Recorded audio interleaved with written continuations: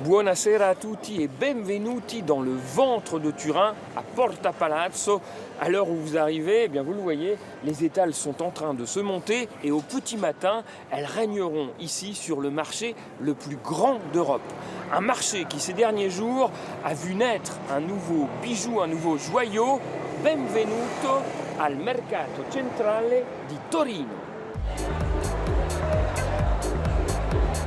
Nous ne sommes pas ici à l'intérieur du dernier né des supermarchés géants qui pullulent à la périphérie de toutes les grandes villes d'Europe, mais dans une architecture griffée par l'un des meilleurs architectes italiens et qui jouit d'une vue imprenable sur le centre historique de la ville.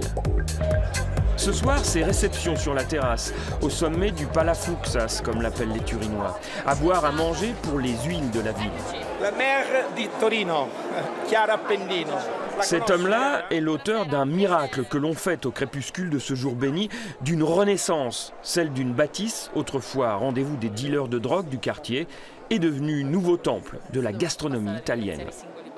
De nos jours, il est devenu très difficile de trouver dans les centres-villes un charcutier, un poissonnier, un boulanger, un vendeur de pâtes fraîches, un pâtissier.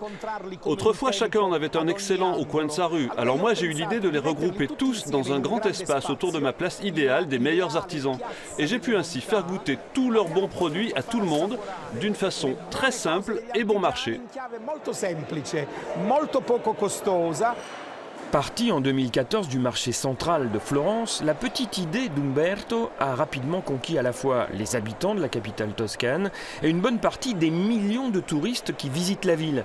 Au point qu'un an seulement après le lancement de son premier Mercato Centrale, l'entrepreneur pouvait déjà s'enorgueillir d'avoir accueilli davantage de visiteurs que la Galerie des Offices elle-même.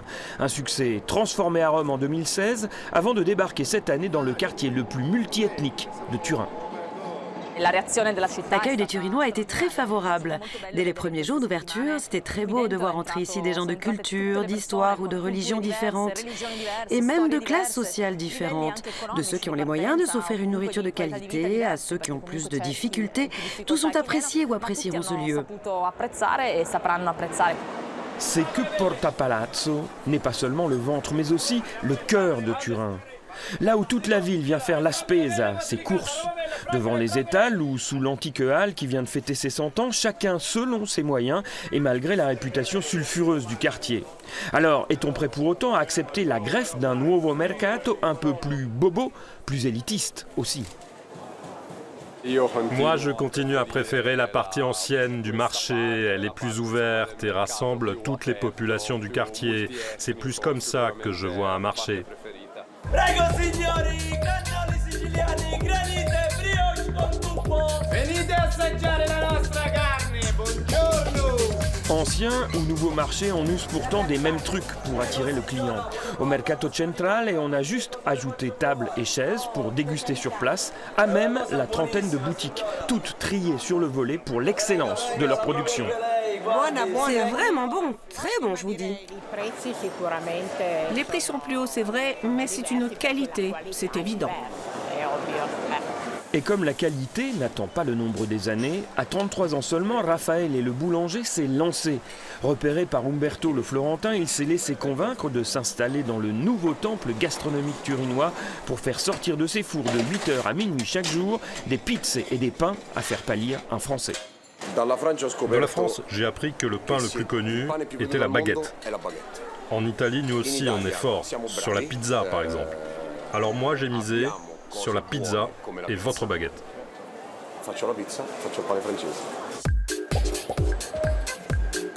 Pain, fromage, viande d'exception, vous trouverez même un meunier pour créer une farine à votre goût et à votre nom. Sans parler des 3 chefs étoilés piémontais qui ont eux aussi embarqué dans ce vaisseau amiral du Porta Palazzo nouveau. Mais il nous faut à présent recréer, reproposer à notre clientèle toutes ces recettes que l'on mangeait autrefois à la maison et que malheureusement plus personne ne sait cuisiner chez lui. La jardinière de légumes, la salade russe, les aubergines à la parmesane sont autant de plats que faisaient les grands-mères.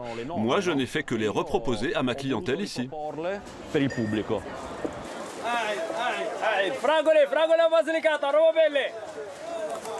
Ottime fragole.